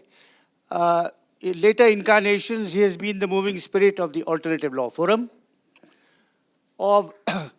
currently of a moving spirit of the People's Union for Civil Liberties Karnataka chapter. Currently also the General Secretary or some such title of the RBA and MS and Sabha, which is a complementary COMPLE, complementary alternative addition to BIC, so patronize Sabha as well. And finally, he is also the moving spirit of a radical dissenting running club that meets every Sunday for dosa at Airlines Hotel. And finally, He is the moving spirit of today's event. It would not have happened without Arvind. And it's not coordinating with the, it's not coordinating with the editors and putting all of this together, but the last 48 hours coordinating with the goons on one side and the police on the other. With a little help from Prakash, I must admit. A couple of calls Prakash made may have smoothed our path. But I thought since Arvind, no one introduced Arvind, I should begin with that. I'd like to begin my formal remarks by congratulating the editors on the book. They have assembled a rich and diverse range of contributors. Apart from Umar Khalid himself, his writings constitute about 1/4 of the book, but the other pieces are by journalists, activists, scholars, script writers, legal scholars, poets, historians, poets. They are variously young, old, and middle-aged, men and women, Christian, Hindu, Muslim, Sikh, atheist, dare I say, Gandhian, Ambedkarite, Marxist, feminist, and a few other things, and also writing in English and in Hindi, at very different genres. So there's the essay, there's the memoir, there's the poem, there's the letter, there's the cartoon, and the whole body of contributions and contributors has been very carefully curated by the editors. They've provided an excellent introduction to the book as a whole and shorter introductions to sections. Now, this is, it's a work of enormous complexity and judgment and balance. Editing a volume of this kind. It's easier to write your own book than to do this. And of course, it's a selfless service to, to the cause that all of us have come here to endorse. Now, Janaki taught Umar. Prakash has met Umar. I have never met Umar Khalid. I have read about him, of course, for many years, and more recently read something by him that is not in this book. And that is, what I have read is his 300-page doctoral thesis. And I read it because it was on a research theme that has occupied me my whole working life, the social and environmental history of Adivasis and peasant communities. And my short piece in this volume describes the thesis and its merits, Umar Khalid's doctoral thesis. But what I'm going to talk to you today really draws on the other and much more substantial pieces of this volume. And to my mind, as I was reading them and trying to make sense of them and trying to put together something meaningful and coherent to say to you today, I thought I would argue that, I'll be very interested to know the editor's responses to this, that taken as a whole, and if you read them closely and carefully, they reveal, or at least they reveal to me, at least 8 different Umar Khalids. First, Umar Khalid as a thinker and as a writer, displaying a keen understanding of Indian history, society, and politics. His letters and his essays contain sharp analysis of the fault lines of caste, class, religion, gender, and region. So the many Indias that Janaki talked about are reflected in what Umar writes. So they are the work of a brilliant and curious mind, but also a fine stylist who eschews the academic jargon that is quite common among scholars and historians nowadays, and is someone he wants to write for his fellow citizens, not just for his fellow scholars. So first, we have Umar Khalid, the thinker and writer. Second, and quite very interestingly, in fact, this is one of the most interesting aspects of the book, though maybe it's a minor aspect. To me, it was revealing. The second Umar Khalid revealed here is a critic and judge of other writers. And there are 2 pieces I'd like to draw your attention to. One is an assessment of the great pioneering historian Ranjit Guha, no relation of mine, the founder of the Subaltern Studies School. And Umar from jail is writing about what Ranjit Guha meant to him after Ranjit Guha died. And the second is a book review he wrote of a book I'd recommend to everyone here. After you buy Umar Khalid and His World, go to one of our wonderful bookshops on Church Street or elsewhere and buy this other book. It's a book called The Many Lives of Sayyida X, by a very brave and fine young writer in Delhi called Neha Dixit. And it's a book about the travails of a working class family, Muslim working class family in post-liberalization India. And here is Umar Khalid writing an appreciation of a historian and of a journalist. So that's the second Umar Khalid, a critic who assesses other writers and other thinkers. The third Umar Khalid is that of a democratically minded citizen who has a passionate commitment to freedom and justice. The fourth Umar Khalid I find in this book is Umar Khalid as a prisoner. And I think some of the excerpts that have been read out earlier showed this. His detailed but always unsentimental descriptions of the arduous conditions of prison life, the heat, the awful facilities, and not least the fear and suffering of his fellow prisoners during the COVID pandemic. So that's the fourth Umar Khalid as a prisoner. The fifth Umar Khalid, represented in this book, is an individual of enormous courage, an unquenchable spirit and zest for life. And as an illustration from this, I'm going to read a short description of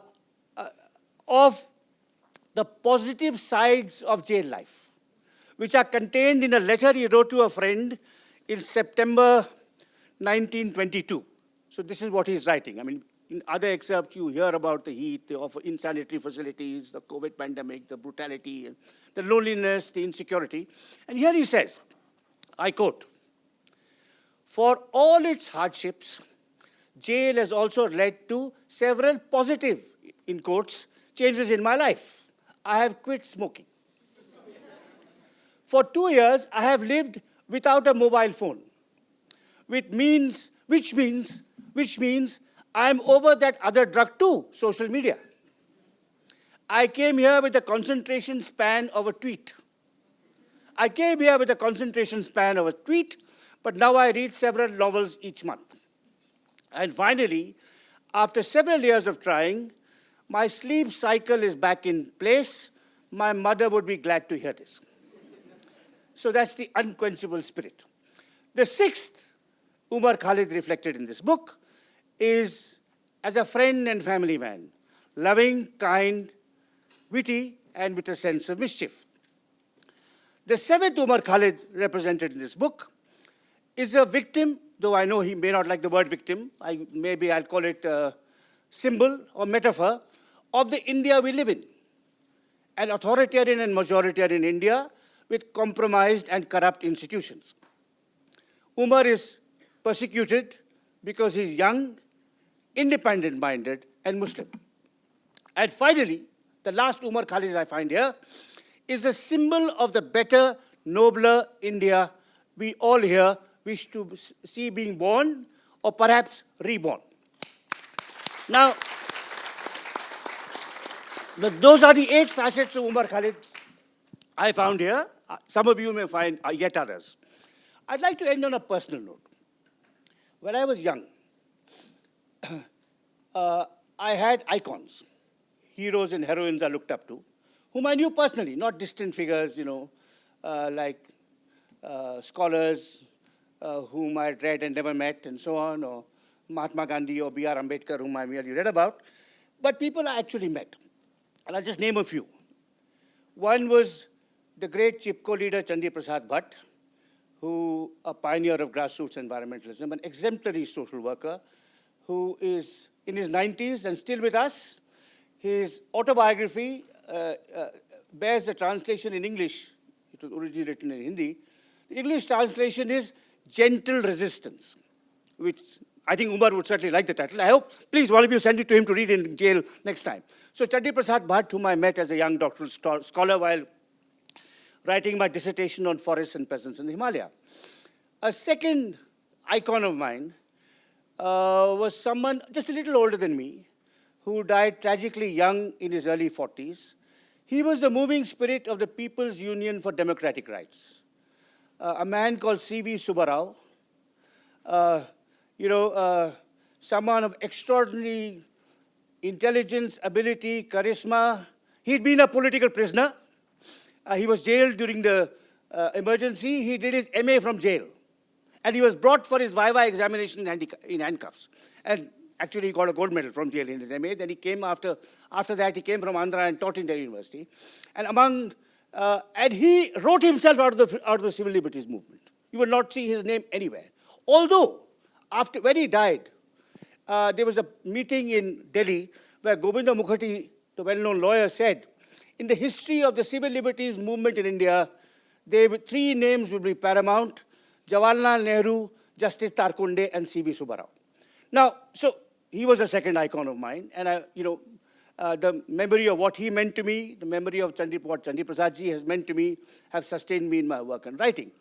But there was a third I would like to recall here as we discuss Umar, Khalid, and his world, and that's the Bengali writer Mahashweta Devi, whom I didn't know as well as I knew Chandi Prasad Bhatt or C.V. Subbarao, but we had several interactions, partly because of her work on Adivasis. And one conversation with her, which has left a deep imprint on my mind, and which I'd like to recall for you today, happened in March 2002. The Gujarat riots had just broken out, and she called me in Bangalore, and she said, I have just written a letter to the President of India, urging him to act to set the constitutional machinery, in process because of all that's been happening in Gujarat. And she described what she had heard about Gujarat. She said it was important for writers to intervene. That is why she had written to the President. The President then was K.R. Narayanan, a rare president of principle and intelligence. And then she said, you have to convince U.R. Ananthamurthy, who was the preeminent Kannada writer of the day, living in Bangalore. You have to draft a letter for him, which he will sign and send to the President. And we were discussing this, and as Mahashweta was then in her 70s, and a diabetic, and quite infirm. And as our conversation ended, and I said I will do what she had asked me to do, she muttered a sentence twice. First really to herself. And it was a sentence in impeccable Hindustani in a Bengali accent. And this is what she said. Moi moidan nahi chodungi. Moi moidan nahi chodungi. And I think that is the kind of, you could say, talisman that I'd like to leave you with today.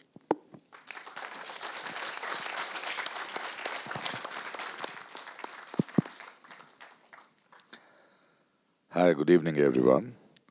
I think we are running out of time.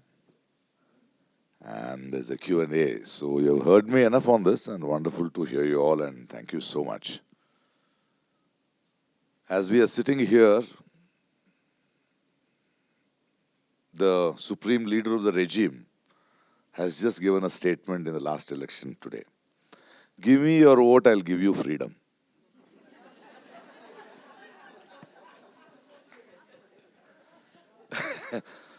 Well, that's it, and I'll just say a line or two, because I'll leave it for the Q&A.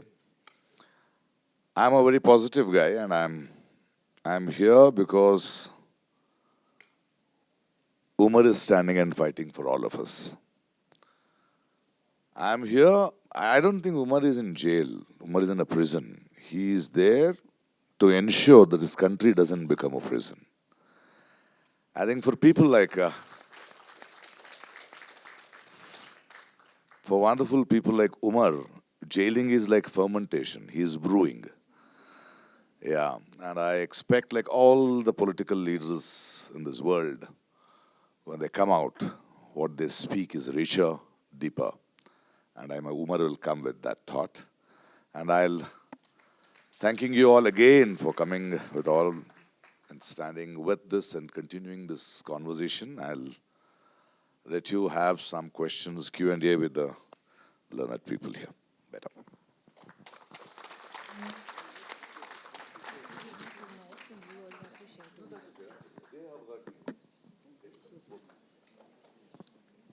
Okay, I'll take one from there. Thank you. Yeah, thank you to all our speakers. I think it was really three powerful presentations in terms of three different perspectives which we got. From Dr. Janikit Nair, we got the sense of a personal perspective of, you got a sense of also teacherly disagreement, which continues with Umar, even as we speak. And that's really wonderful to see. From Dr. Guha, of course, we got this really wonderful frame of the 7 Umars, and which is the Umar which we want to take forward in our inspiration. And Mr. Raj, as ever, thank you so much for your solidarity and for your support in this continuing struggle. As you said, we have very little time, and I'm sure you all have lots of questions for our panelists. So maybe we'll take a couple of questions immediately.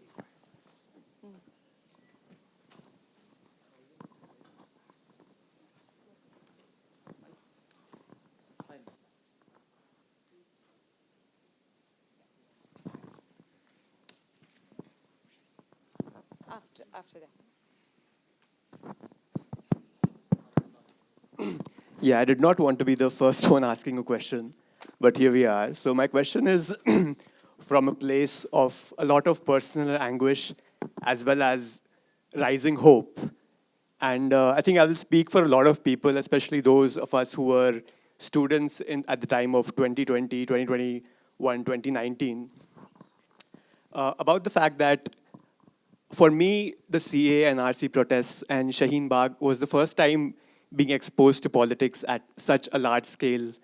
And it was a time of, quoting words of Faiz Ahmed Faiz and a lot of these figures that from the history of our country where basically the hope and fireness was rising. And then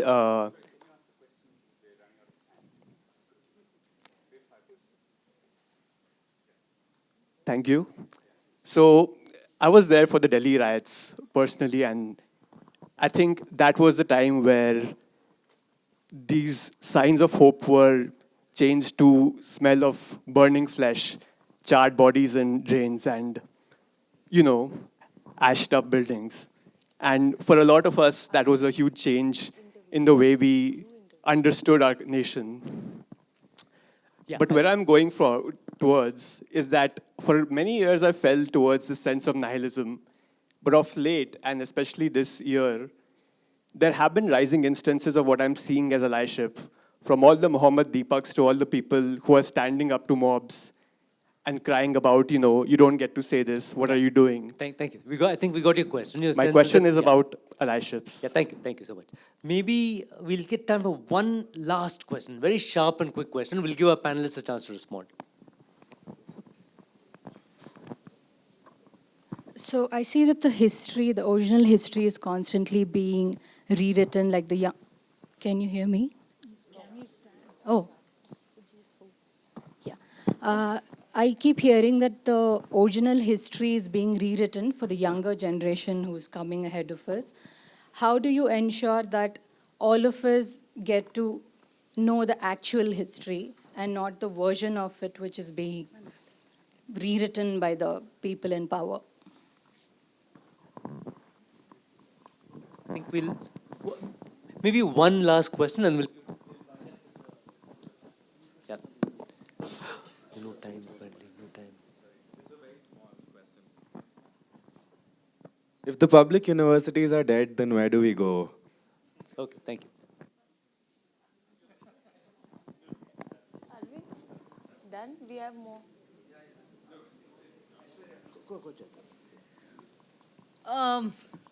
These are very important but rather large questions, and they would require, a long time to answer. But let me answer the question regarding history first, because I'm sensing here a certain kind of anxiety about placing our past in the hands of those who are actively erasing parts of it. The responsibility that is bearing down on people like us to actually not just remember, but to communicate. I called for historical literacy. I would say that this is a need for building a historical temper. I've been talking about this in many different places of late.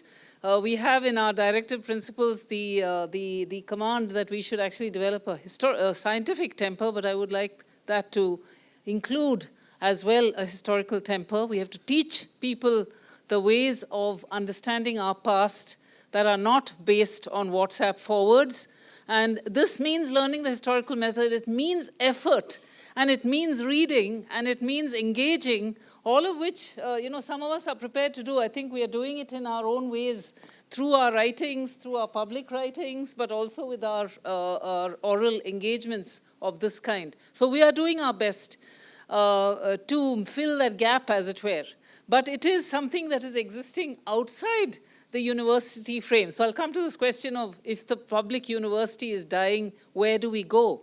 I don't have an answer to this, because it is true that the kinds of ways in which the public university nurtured certain ways of thinking is simply not happening in spaces within university spaces, and especially certainly not within private university spaces, on the same scale and to the same degree of inclusion that the public university actually involved. So it is doubling up the kind of pressure and burden on people like us to build spaces for engagement outside university walls. That would be my response, and I think we're doing a bit of that as well. I'll just make one remark, and then I'd like, with the organizer's permission, to let Arvind say a few things. Because particularly from the perspective of someone who works in civil liberties, who's a legal scholar, who's written a very good book on the Constitution and the abuses of the constitutional process, and he hasn't really spoken. So I'll just make one remark, and that's linked to the CAA protest. Now, the major countrywide protest took place on the 19th of December 2019. And I'd like to remind all of you, and some of you may not even know why that date was chosen. That date was chosen because on the 19th, for two reasons. The first reason was that on the 19th of December 1927, two revolutionaries, Ram Prasad Bismil and Ashfaqullah Khan, one Hindu and one Muslim, were executed by the colonial state. The second reason was on the same day, 19th of December 1947, 20 years later, Mahatma Gandhi went on a padayatra to the Muslim villages of what is now Haryana and urged them not to migrate to Pakistan, saying they would be given equal rights here. So what that date did, was to unite the revolutionaries' history with the Satyagraha history. Two currents in our freedom struggle that had been bitterly opposed and polemicized against one another. Later on, when the protest started in Delhi, on that same day in Delhi, and young students were active, including in Jamia, including Shaheen Bagh, including other places, I saw young protesters holding up portraits of Gandhi and Ambedkar together. Again, contrary to the polarization, in my view, poisonous, posthumous polarization that both sides, Gandhi and Ambedkarites, had started. So what are the lessons of that protest, the young man who answered? Today, as we go forward, we know there are many people we can bring on our side. Another example of this highly destructive and damaging opposition is Nehru versus Patel. Nehru and Patel together built India, with many others. They were not rivals. So I think we have to know who are on our side and not start these, what Freud may have called the narcissism of minor differences. Gandhi versus Ambedkar, Patel versus Nehru, Bhagat Singh versus Gandhi, when we have this awful enemy on the other side, to fight whom we need all these other people and their, and their legacies and their thoughts. But so I thought, at least as someone who's both a historian and as a citizen, who studied Bhagat Singh and Gandhi and Ambedkar and Bose and everyone else, I thought this is the kind of, you could say, moral of what we face today. But I'd really like Arvind to say a few things. With so much of pressure now, I better say something. I just have maybe one thought to share, maybe picking up some of the comments by young friends, and maybe the reason why all of you are here. And all of you are here to, in a sense, to express a sense of solidarity with the struggle of Umar Khalid. All of you are here to express a certain kind of an opposition to a certain kind of a totalitarianism which is underway. So I just want to reference one book, actually, Hannah Arendt's Origins of Totalitarianism. And there's a marvelous section in the end where she talks about three psychological states. She talks about isolation, loneliness, and solitude. And she defines the question of isolation as the sense that we're all in our own separate worlds, and the world can't change because I'm in a different world, you're in a different place, and there's no way we come together. So she says the imperative of challenging totalitarianism is to break isolation. that we start talking to each other. Once we start talking to each other, alliances form. Once alliances form, change becomes possible. So this gathering here is an example of breaking that sense of an isolation, the feeling that we can't act, we can't do anything together. The second point she makes is that how do we challenge the question of loneliness? She says loneliness is the disease of the 20th century, and I think it's the disease of the 21st century as well. So the idea that you're profoundly disconnected from the world in which you inhabit, and how do you re-establish your connection with the world? Again, the disavowal of social media, Umar's point, getting back to connection with people becomes a very important way to combat the sense of loneliness. And thirdly, to cultivate a spirit of solitude. Going back to the book is really about how do you cultivate that question of relationship with yourself. Even in the middle of a crowd, in the middle of nobody, you have that ability to relate to yourself and ability therefore to relate to the world. So I think the imperative today we have is how do we break that sense of isolation? How do we cultivate a spirit of solitude, and how do we challenge loneliness? I'll leave it at that with one last word of maybe if we have time for Rohini to come in with a thank you. You may have one last word. Because there was something I forgot to do, and that was to read the last two lines of this marvelous poem written by Parnita Shetty, which is included in this book. So I want to add to Ram's long list of the number of Umar Khalids that he has seen in this book, which I completely agree with, but he left out one, and I'm going to add that. I was quite impressed to see the extent to which he cited poetry in his writing. That was a side of Umar that I did not know. And it was wonderful to see his use of poetry in his writing. Many different types of poets. But here are the kinds of people whose lives he touched in such distant corners of India. Parnita Shetty is in Mangalore, as you know, Mangalore University. And this poem is called For Umar Khalid. I'm not going to read the whole poem, but just as a word of hope, especially to our young people, she says in the last two lines, he is stoking the embers of love in the winter of hate.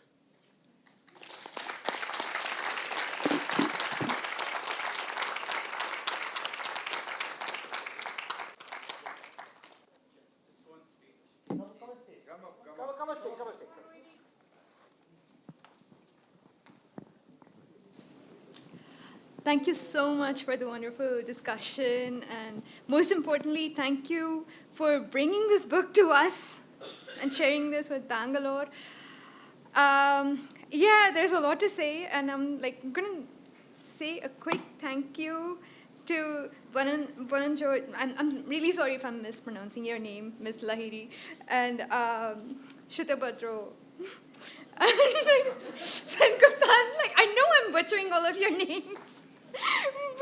But yeah, and Anirban Bhattacharya. So thank you so much for doing this, because it's the need of the hour, and all of us are here because, yeah, like Mr. Raj said, Umar is in prison because, yeah, we need to, so that the rest of us won't be in prison. And yeah, I mean, we can enjoy our freedom and know what freedom means. And yeah, so this was a really sobering event, and I know all of us had to jump through security to get here. So that itself is telling. And thank you so much for all of your commitment, and thank you so much, Dr. Guha, for being here and sharing your thoughts on the book, and Professor Janaki Nair, for also giving your thoughts on the book, and also your perspective of Umar as your student. And yeah, so I think that's thank you so much. We'd just like to end by giving all our participants, and including a copy to Umar. There's a copy of the Constitution of India made by one of our friends, and it's done in two colors. It's done in blue, symbolizing, of course, Baba Saheb Ambedkar, and done in khadi, symbolizing Gandhi, which will gladden Ram's heart. So it's different from the red which we see all over the place. So I just give it to all our colleagues, and thank you so much for being here.